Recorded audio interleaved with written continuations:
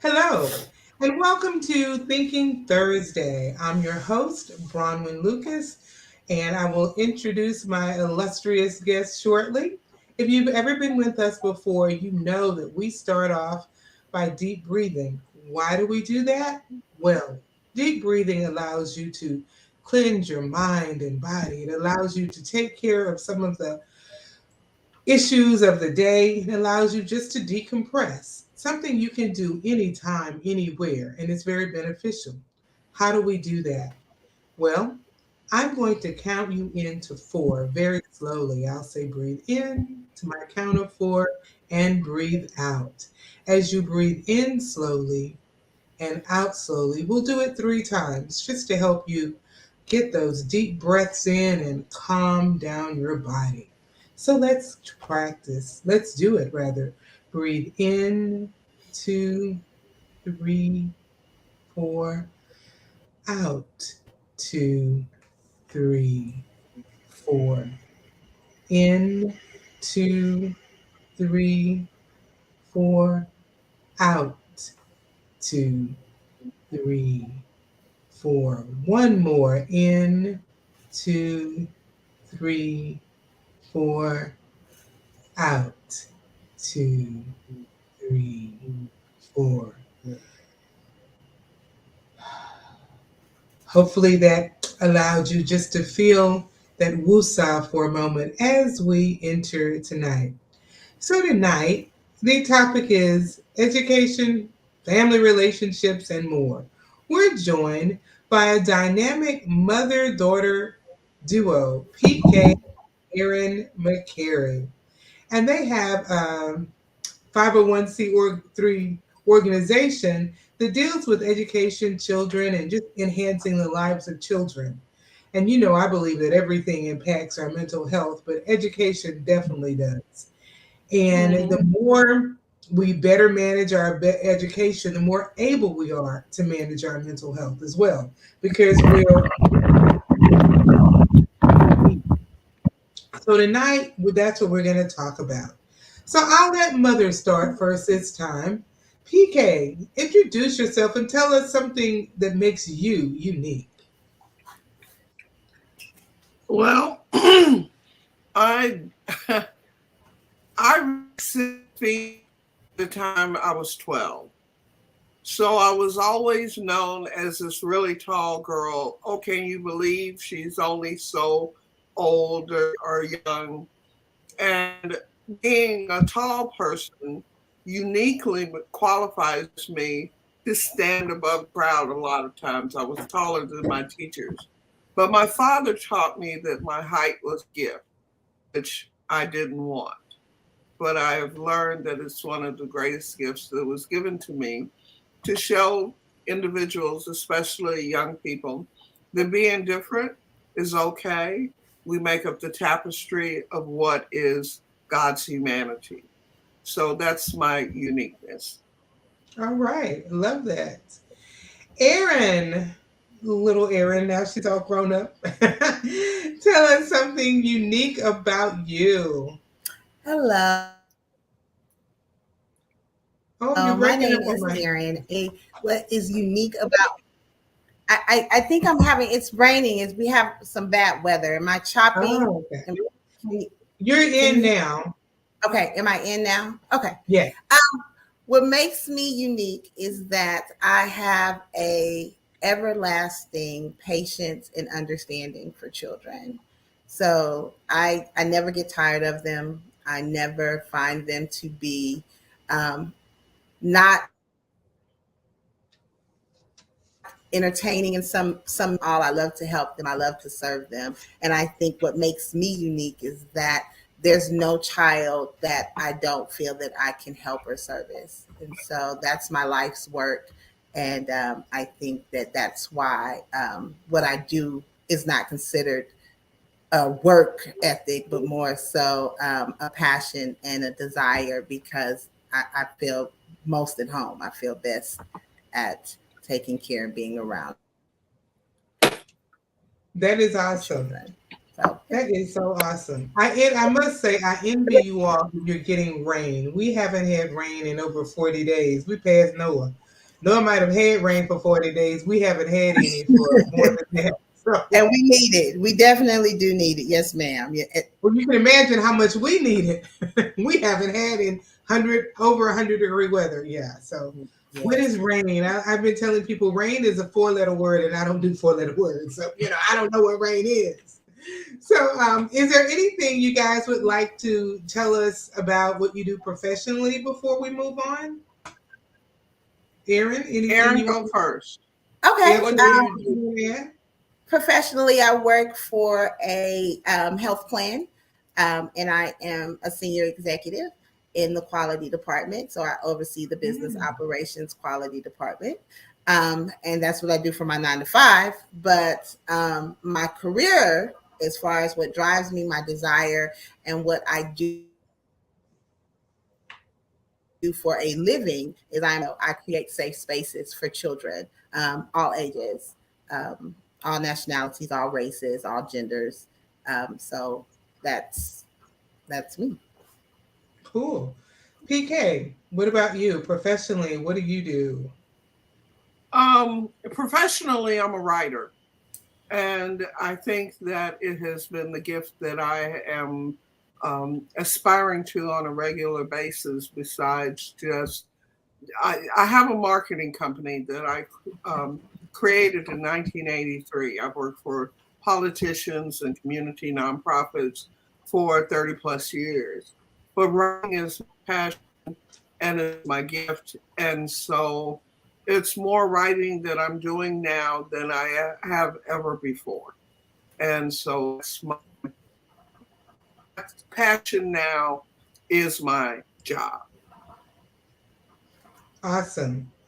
So we're going to get into your organization. I'm going to start with Erin. And Erin, I will tell you, my passion has been working with children for years. And it was one that when I was younger, I didn't want. I remember when I felt called to teaching and work with children, and children would gravitate me. I've always been that person that if you're in a grocery store, kids just come up and start talking to you, and you talk back because you're like that, Erin. You just talk back because they're talking. You can have this whole conversation. Well, that's always been me. But when I knew that was my gift, I was like, Lord, could you take that one back? I need one that makes money. And I will never be rich if this is my gift. And now I wouldn't trade. Now it's Right. just people in general. I wouldn't trade it for anything. It's who I am. So yeah. So tell us, you have an organization that does meet that goal and that mission that you were talking about. So tell us about it. What is the name of the organization and what do you do? Well, I am the founder and executive director of United Colors Education Center, which is a nonprofit that provides education living residential services to at-risk youth or marginalized communities, or just parents and families that need a little extra assistance and awareness of what options and opportunities are available for their children. It started because I owned a preschool and a homeschooling service that I started back in 2008 in my home, which I did really, really well. I was about 11 years, but I saw that there was a growing need, especially after the 2020 COVID pandemic, of children falling behind in the educational realm from the distant learning. And I wanted to act, not react, as we were seeing so many people do. Parents were finding out about how their children learn. Teachers were finding out, their threshold and ability to teach. And I saw so much reaction that I wanted to act. I wanted to bridge between the families, the teachers, and the students. And for me, creating those safe spaces for students kind of eased the burden for the parents, for the families, and the children. For the families and the teachers, which hence UCEC started. And we have been doing tutorials for the school year 2020, 2021, all of 2022. And this is the first year that we actually have since the world is now open up, actually have done in-person full summer camps. So we have partnered with several community organizations and religious organizations to provide summer camps, anywhere from, I think I've done 5 this summer, and they've gone anywhere from 2 weeks to 3 week period of time. And I run them simultaneously. I'm a hands-on type of person, so you'll see me. I work remote, so you'll see me sitting in the back while my staff is assisting. But I always want to be there. I always want to be a part. To ensure maximum, not just retention, but understanding, and that everybody is getting what they need out of the situation. But for me, UCEC is, I want it to be a brand name so that parents and children alike, teachers as well, know that we are here to help. We are here to provide options, resources, assistance. What else do we do, Mom? What Well, I think more than giving anything beds, is that, furniture, behavioral health specialists. well, I think more than anything, what we do is give efficacy to families and their children when it Right. comes to education. Erin has always been a hands-on critical thinker, and I encouraged it. Things changed at one point because I said when she was a teenager, my daughter and I enjoyed the epitome of the glorious mother-daughter relationship. She worshiped me and I adored her. But when you create critical thinkers, what you get sometimes is, what do you mean that's what I can do? What do you mean that's what it is?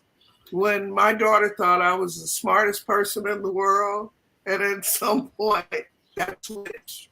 But what's good for us right now is that Oh, it's we freezing had again. those moments that we learned how Oh, to if you're expand. watching, they're having weather issues in Houston, so we're gonna hope we can continue. There, your Aaron's back. PK. Yeah, I'm still Okay. here. You guys blinked out for a moment. Okay, well, that's I know. part of what's going on Yeah, with the weather. with the So yeah, weather. I just let the audience know there are weather issues. So we're gonna keep going though. Um, so it sounds like you guys have a big mission. You say you have 5 different summer sites going. What's a typical day like, and Yes, how ma'am. long are you there? Typical day is Well, like, oh, go ahead. You can take that one, Mama. You want to give a well, typical? I mean, I think that there is no typical day as much as there is. We are more prepared for all the different days that come upon us, and Erin is really good at thinking on her feet. But basically, a typical day is to know where we're supposed to be at any given moment and to do what we planned, and understanding that plans go awry and being able to handle those things that plans go awry, like the weather. You know, the weather can be a big thing in Houston, and as hot as it's been, we know that the cost of electricity has risen, and yet, you know, we have to take care of ourselves and the children that we serve.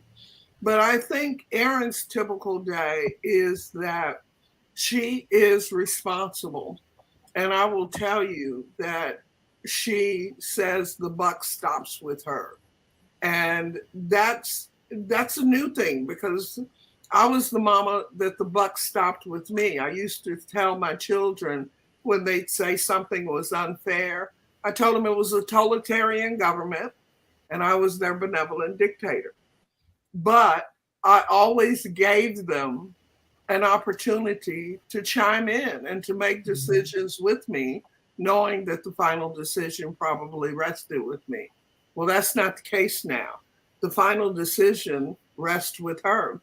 And it's not an easy place to be when you've been mother, right? That your daughter is telling you, no, mama, I don't want to do it that way. I want to do it this way. But I'm learning that I treat her better than I treat the clients that I have. because I know she understands what it is that I do well. And we figure it out. We learned a long time ago, mental health wise, how to fight, how to have conflict, and how to deal with it so that the best things happen rather than we let anger or frustration, plans going awry, be a problem for us. We know that we have to roll with the punches. And it's not always perfect, but I tell you what, we do have.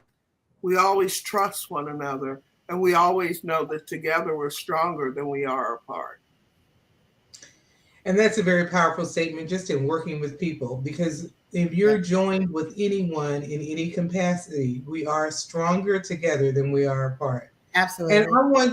we're going to get into that mother daughter dynamic of working, just looking at relationships and mental health. But before we do that, I want to find out why, tell me about the name of your organization. Who came up with that name? Erin? I Tell did. me, Little girl, where my did that mom. come from? Am I there?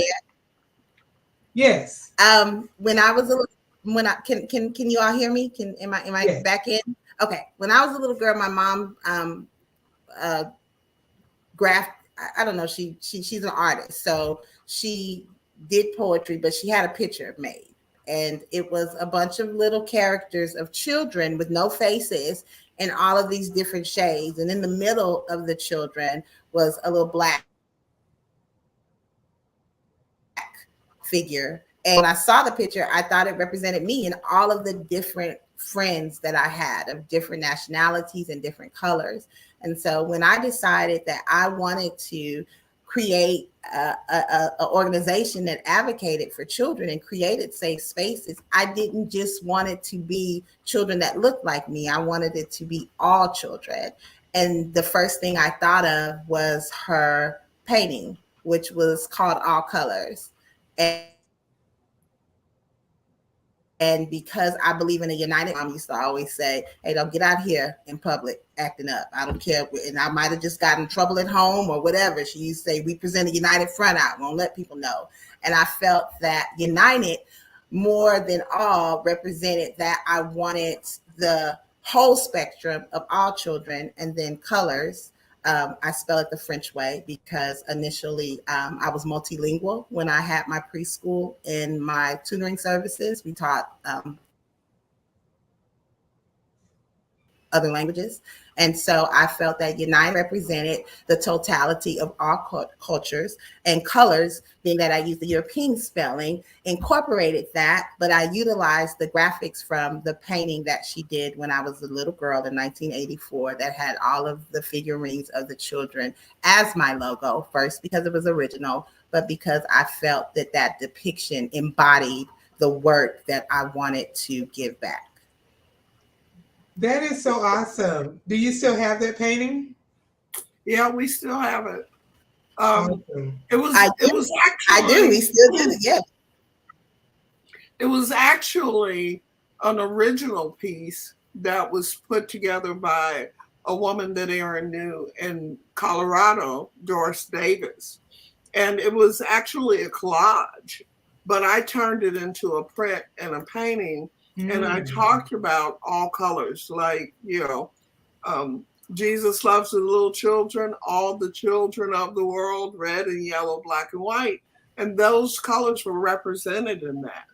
And when Erin got her first house, her first place where she had a school, we had that painting, I mean, that print turned into the painting that was on the wall when kids walked in. I wish we could have taken that wall out of the house and brought it with us because it was an original work of art by a friend of mine. And it was one of the things that all kids liked because I'm the little boy in the blue, or I'm the little girl in the green, or they were the little black girl with the multicolors in it. And I was she did this and never said anything to me until I came home from Colorado. I mean, not from Colorado, California.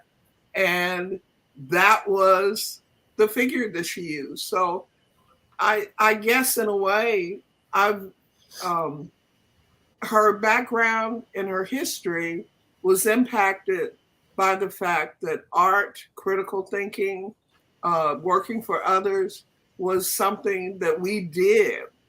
Um, there's this one story about when I told my children they had to give one gift away from under the tree. And yes, I'm telling this story One here. of the worst stories in the world. It still triggers me to this day that I Oh, had to give the one gift that I wanted away. But go ahead. oh. Well, and my thing was the boys just went under and picked a gift. Dan was like, she didn't know what was in what, but she finally picked a gift. It wasn't necessarily the smallest, but it looked like she would know what was in it. And I told her, at first I wanted to say, that's something that you really wanted. But I said instead, when you give it to the person, I want you to be really, really happy for them. And she said, everybody said, okay. And when the little girl opened it, it was a special edition Barbie doll. I had always gotten her every black Barbie doll I could find. So she didn't have any white Barbie dolls. She had all black Barbie dolls. And when the little girl said, "Oh my God, this is so wonderful." And Erin said, "It is nice. I'm glad you're enjoying it." And when we got in the car, I was gushing. "I'm so proud of you," I said. And Erin said, "I don't want to be proud of me. I want my Barbie doll." And it was an honest moment. And it was a moment of a lesson that I think may have seemed harsh, knowing that I knew what was in there, but also since I didn't choose it, I was giving them the opportunity to understand that there are disappointments. And oddly enough, of all the Barbie dolls, she's been grown, and I've bought her a special Barbie doll, or somebody's given me one. I never gave her that doll. I never gave her that one because I wanted her to understand you just gave something to somebody that has so much less than you had. And you did it with honor, and just didn't make that girl feel bad. I know some kids would have thrown a temper tantrum. You know they would have. But she trusted me enough to wait till she got in the car And to now I let can me tell you know what I really I'm think. not happy. And that that acknowledgement of allowing me to feel the way I felt is how I I think as an adult I'm able to, foster through my feelings and not be the way that I may act. And children, I feel like that is such an important lesson to validate or to allow them to feel how they feel, but explain that these feelings, come with understanding. Hey, we did something good, or we may not have done something good, but that doesn't mean that you're not okay. That doesn't mean that you have to be broken. And so for me, what I took from that was that, of course, this little girl had my favorite Barbie doll. I would have given life over limb for, but she was happy, and I did something to make someone else happy, which ultimately made me feel good. And I'm very thankful for this lady, for all of that. And that's just one of the lessons. Like I said, still triggering, I'm still a little sensitive about that, but it was definitely a well taught lesson.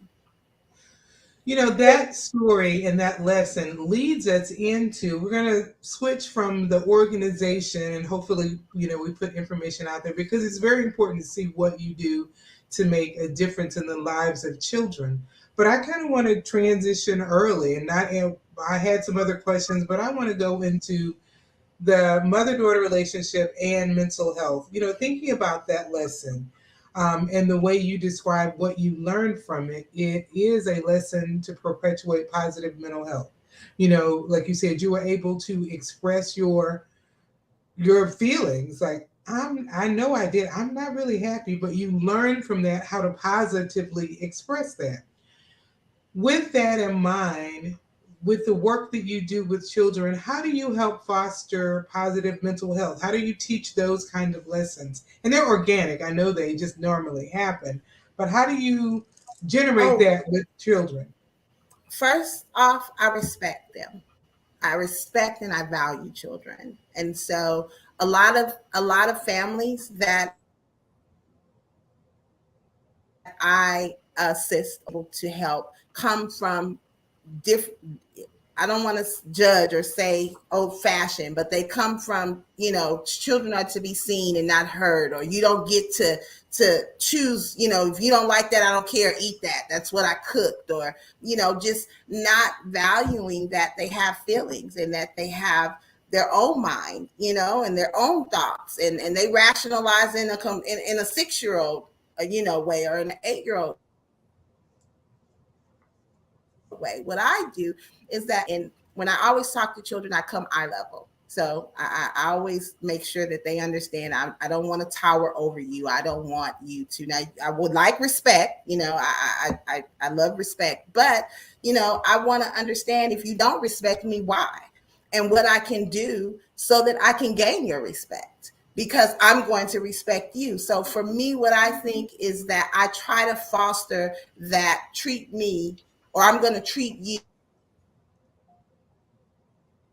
the way that I want to be treated. I'm going to give you the type of attention that you need, but in return, this is the type of behavior I would like to see. I'm real big on incentivizing, but for the most part, I allow children to be children, and I want to know what they're thinking and what they're feeling. And I have found from my experience in doing that, I allow them, I create that trust factor, and in allowing them to be who they are and valuing them for who, and it becomes more of an understanding. I know I'm not talking to an adult, but I get more comprehension, more understanding from the child to get a wanted behavior versus those unwanted behaviors, and then I push from that. I mean, there are different cases for different children, but for the most part, I start with respect. I start with respect and value. Okay, what Rowan, lessons can you? Yes, go on. I was just going to say that one of the things is that I have 3 children. And while I actually, am so proud, I thought I didn't want any girls. I just wanted boys. I thought boys would be easier, but the children will be children. But I think that the big thing that we're having a problem with is our classes are too big. We want one teacher to do that for 35 kids in one setting. And it seems like over the years we've increased that number. I Mm-hmm. mean, there were 15, 20 kids in my class when I was in the 6th and 7th grade. And we all had a relationship with that teacher. But those teachers had relationships with each other. Now, I grew up on a historical Black college and university, uh, twice, Prairie View, and earlier than that in Langston University. And teachers, they were a unit. We knew the math teacher, the English teacher, the history teacher, the whatever. And they knew that all of that was going into making us who they wanted us to be. But I never remember a teacher until integration started. I never remember a teacher that didn't care about me. Mm-hmm. I never, I mean, never. And it was one of those things that, yeah, I got pulled by my ear a little bit when I was disrespectful.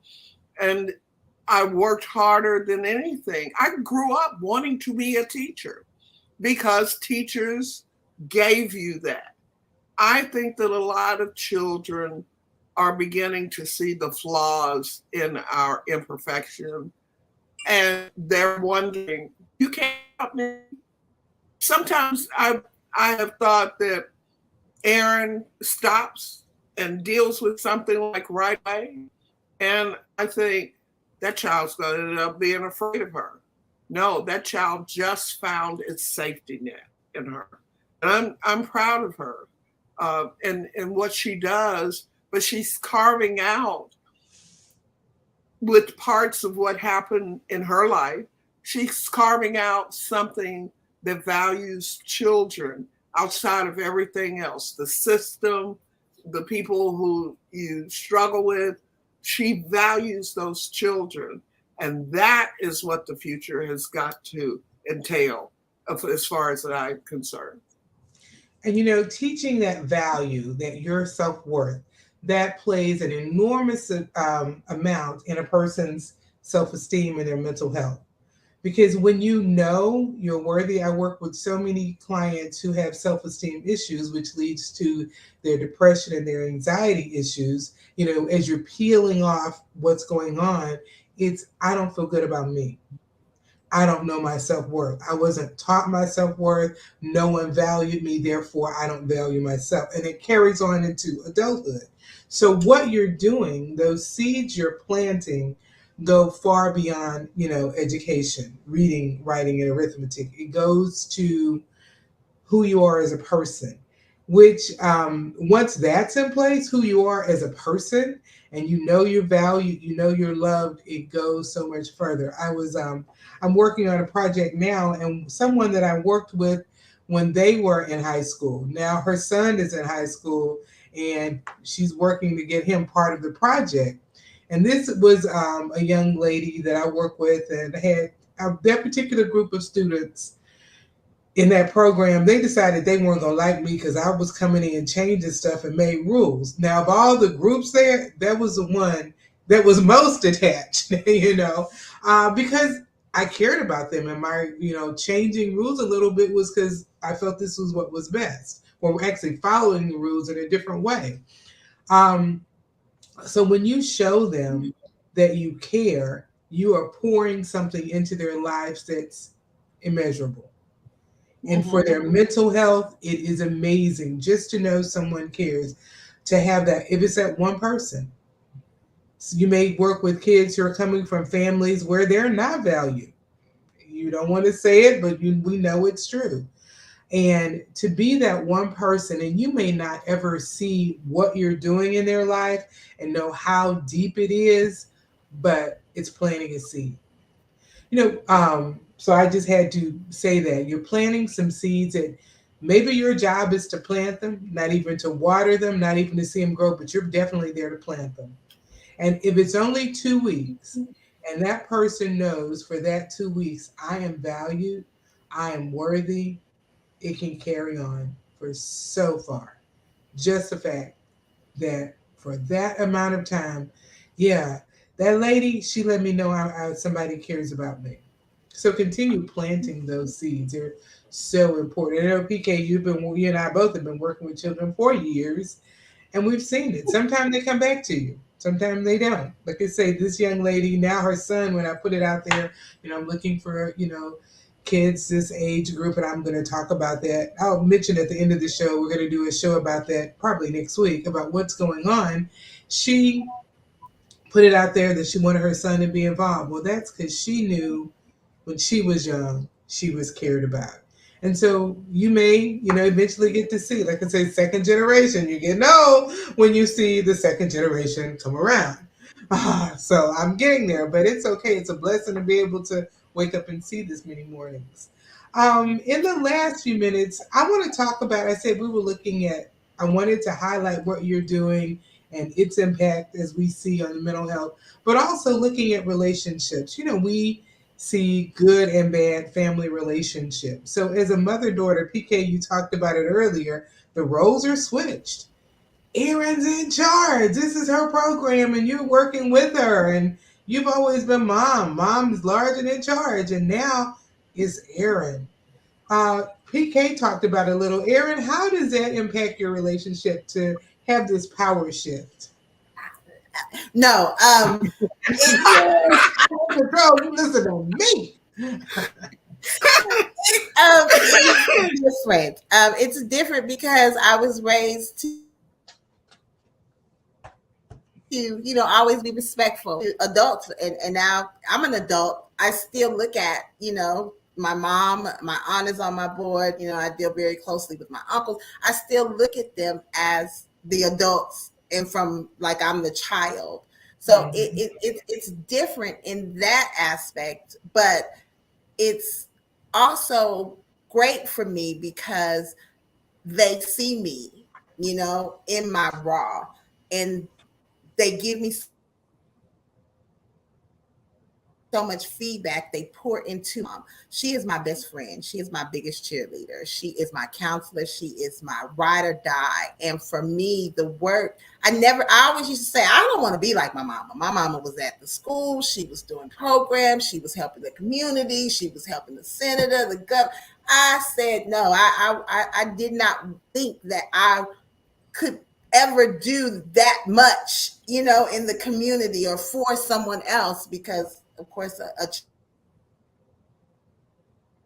child only thinks about themselves now. And to have that desire, and then to have a person that came before me and has done it so well, putting her print in the community with what's good, I feel very blessed. My mother is always, always, always giving me feedback on like this type of thing. I'm not a frontline person, This is, I don't like interviews, but because we've kind of been talking about it for the, and she's been getting me ready to be more open and to explain what it is that we do. And for that, it's like I'm like, okay, I'm ready. But even when I don't think I am, she always makes me feel like I can do it. I'm ready. You got this. And so for that, I thank my mom for being my mom. But I don't think that I would be who I am if she wasn't. Like I think that if my life, all the things that have happened to me, tragic and good, I think if my life would have been, I always used to say, oh, I want my mom to be the mom in the projects, that lets her child hang out all night and they don't have a bedtime and they get to watch more than one show. That's a mom who loves you. So I know that if my life would have been switched, the person that I am today, the things that I'm able to do, the power that I have inside of me to push out to help the families in the communities that I Bronwyn, help, I don't think that I would be that person.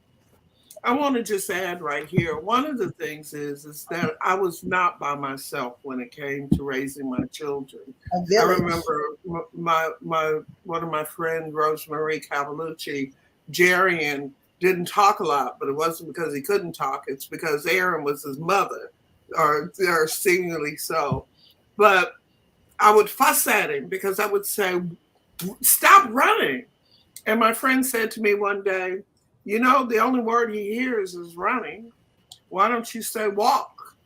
Walk. And I realized just then and there, that thing, I helped him reinforce walking rather than running.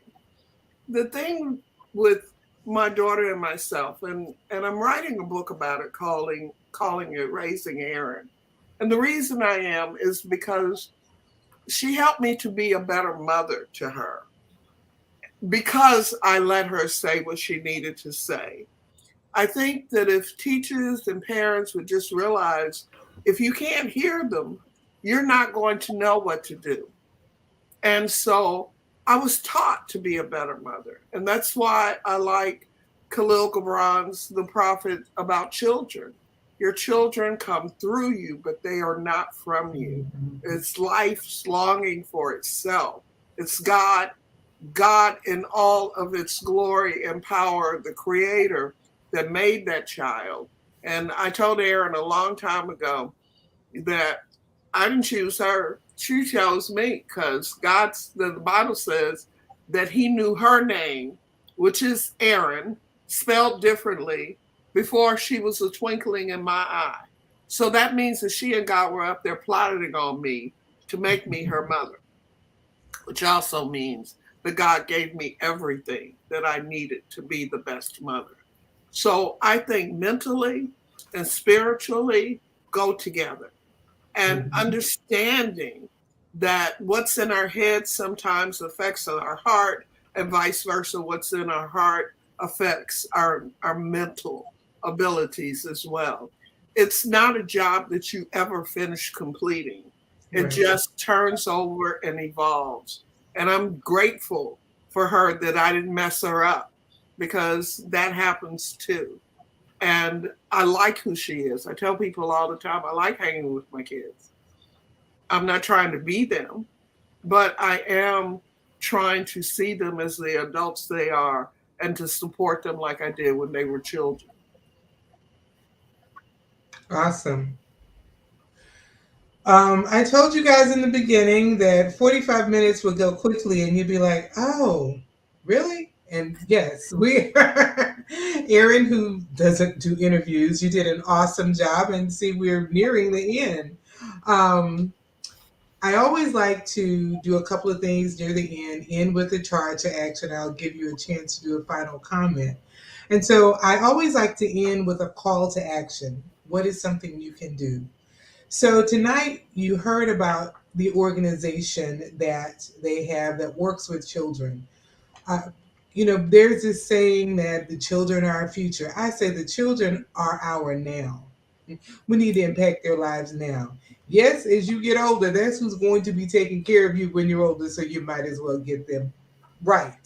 But they're now. And if we need to pour in, this is a personal bias. We need to pour into children. And you know what? Maybe you don't have the vast plan and fortitude as Aaron to start something big. If you impact one child, you've impacted the world. Maybe it's your child, a niece, a nephew, a friend of one of your children. Or God may just drop some child in your life. Don't ignore it. Make a difference in some child, some way, and you are impacting the world. That's the first thing I advise you to do. Um, I'm going to give them a chance to talk about, say how you can contact them if you'd like to support them financially, or maybe you want to just work with them. However, if you want to support, but support someone who's already working with children. Still get yours to make a difference with, but there are so many organizations out there. Support someone who is already working with children. It's important to do. And I always say vote, vote, vote. Be an educated voter. If you love children, you love yourself, you love your community, you know that there are things that are happening that can have a negative impact on children. And since that's what we're focusing on, vote. Don't just go wait until the day of election. Be an educated voter. I always talk about when it's closer to election, you can go to vote411.org, put in your zip code. It's going to give you your particular ballot and the propositions that are on the ballot and the people that are running, and you can read about it. Read about it, study. And I have friends who we go through and we literally are on the phone writing down, reading every proposition, and sometimes it's a lot of them. Yes, a lot. And we're in different cities and we'll read each other's proposition still so we can discuss what might be best. Right. So, you can do that with a group of friends or just one on one, but be that educated voter. And lastly, COVID, I still say, is real. Take care of your health and do what it takes to make you stay healthy. In closing, Erin, what can someone do if they want to support your organization? You can always go online to www.ucectx.org and you can sign up. We have a volunteer sign up. We have a tutoring hiring. If you want to apply for a job, we are hiring, as well as we also have a general donation. So if you just want to make a donation, and no amount is too small, small. I tell people all the time, it costs 35 cents. And we service from EC, which is pre K 3, all the way to the eighth grade. So, Mm, okay. I'm going to post the name of your organization. That was UC. EC. I tell you EC. what, do me a favor and text me what you want to be posted, and I will I'm post putting it up it. there. Okay, you can get thank you. Um, and PK, any final words? We go a few minutes over. People have said I should go in and make it official and extend the show to an hour. I'm going to probably acquiesce because, yeah. So, PK, Which would is you like to good. have a I like final comment? I just kind of think that the final word is that we're one of several people around our communities, including you, your sister, our friends that we've known, um, that we voted with and supported over the years. I think it's time to step up the volume because you're right, the children now, because they'll be the ones affecting the children not here yet. And we need to prepare them because this is not going to be an easy decade. But the third decade, 2030, I'm expecting some real changes. And they're starting with Erin. And they're starting because I and my community and my family, we made sure that they were the most important for the now. And now we see what that gets us. We look at individuals that we know as young children that I taught Sunday school to that are doctors, they're lawyers, they're doing things that make a difference in the world. So I'm ready. I'm ready, Brown. I think we lost her. Brahman. Well, it Well, says we're live. So thank you. United Colors Education Center, www.ucectx.org. Call us, become a part, invest in us, invest in the children that we're taking care of. It's an investment for our future, but it's mostly investment for now, Brian. Thank you so Thank you much for so much. having us. And thank you guys for taking time out of your schedule to just join us and share about what you do. Thank you so much. All right. We love